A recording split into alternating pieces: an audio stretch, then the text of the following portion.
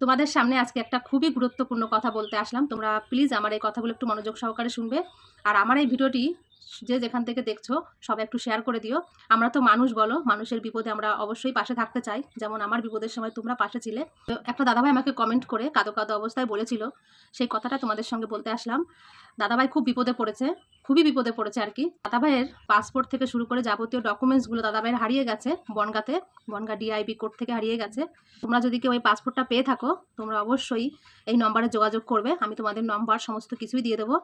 দেখো, তোমাদের এই যে নম্বরটা দিচ্ছি আমি, এই নম্বরে যোগাযোগ করে দাদাভাইয়ের ডকুমেন্টসগুলো দিয়ে দিও।